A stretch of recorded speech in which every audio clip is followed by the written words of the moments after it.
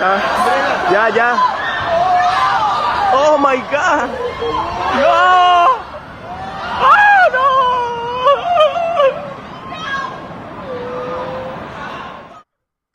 On September 11th, 2001, two mountainous buildings plus a third were ground to powder, killing over 3,000 people.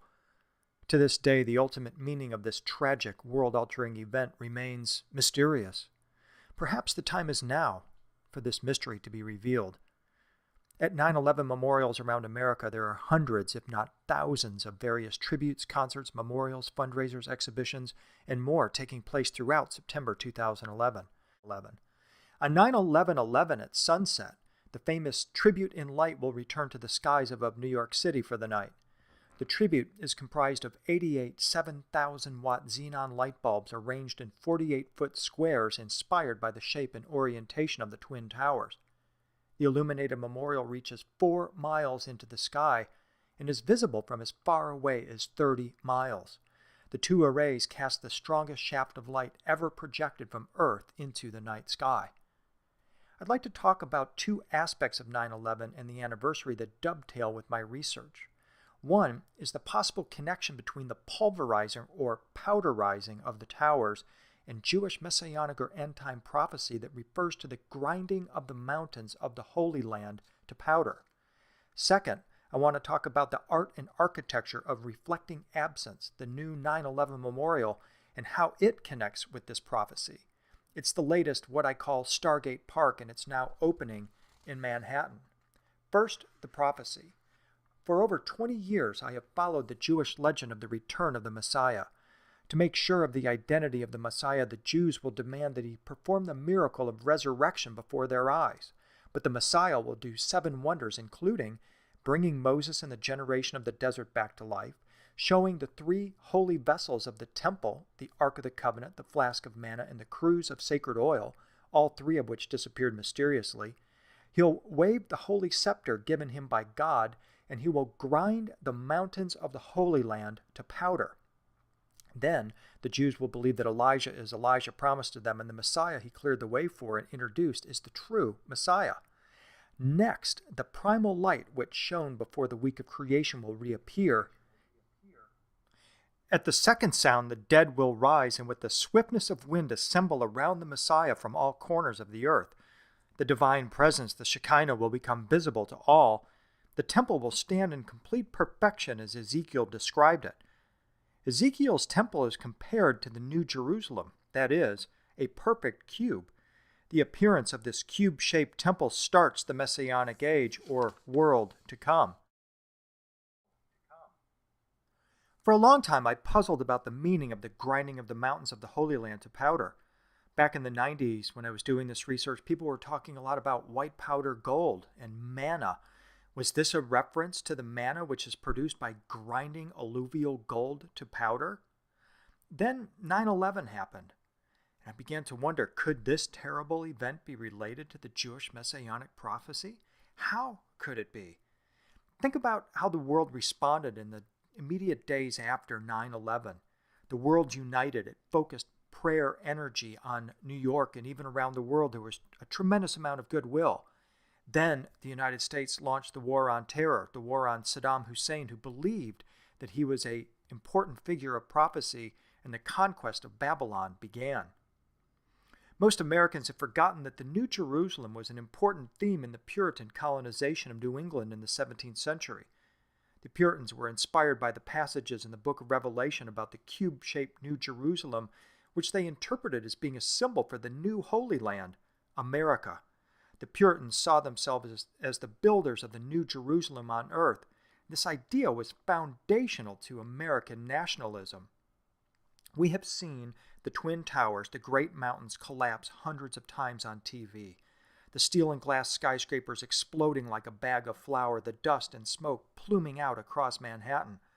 Could these mountainous buildings be the mountains ground to powder? Why did they grind to powder? Where did the towers go? Is this why they were replaced by a symbol of the cube-shaped temple of the messianic prophecy? Is someone following a messianic script? Today, New York Ground Zero is being transformed into a permanent World Trade Center memorial site entitled Reflecting Absence, as well as a functional major office and visitor building called the Freedom Tower. Each year, millions of people will come to visit this site. Visitors will enter through a dove-shaped transportation hub that is referred to as a gateway. The underground part of this new path hall will look like this. Project architect Mike Garr said, "I look forward to a time when that space opens to the heavens and I can see the angels coming to collect the souls." Is this some kind of a stargate? Isn't this how angels ascend and descend into the heavens? The complex has at its center two of the largest fountains, or rather cascades, ever seen. Each occupies the exact footprint of one of the twin towers destroyed in the attacks, and as each tower was enormous, each cascade is a cuboid Niagara in inverted eruption falling 30 feet to a flat basin, and then another 30 feet through a smaller square hole in the center. The intention of the whole ensemble, says the architects Michael Arad and Peter Walker, is to make a place of both death and life where victims can be properly remembered. A gateway. So, we have a massive cube hole with falling water with a smaller cube hole with falling water, or a double hole. This setup is obviously strikingly similar to the black box or cube called Kaaba, meaning cube, at Mecca. The Kabbalah of Jewish mysticism and masonry comes from Kaaba Allah, or cube god, around which people gather and ceremonially walk in circles. The black box or cube symbolism was established when Pope Benedict visited and prayed before a black reflecting pool at the site in 2008. A black hole, a bottomless pit. This takes me to the black Stargate monolith of Arthur C. Clarke's 2001 A Space Odyssey, which is a science fiction icon. It can represent technology, God, alien influence, or intense monkey violence, depending upon what exactly you got out of Stanley Kubrick's masterpiece. It's important to note that in the book version of 2001, the black monolith is discovered on Saturn. It was changed to Jupiter in the movie version. This is interesting because Saturn is symbolized by a black cube. Despite all its evil connotations, there is also a light or messianic side to the planet Saturn. Saturn in astrology represents righteousness and enlightenment achieved through suffering. Interestingly, Saturn is connected to the sign of Capricorn, the goat fish. The god Saturn is connected to the half-human, half-fish beings like Oans and Enki and Poseidon, the ruler of Atlantis. This may explain why his trident is featured inside the 9/11 memorial.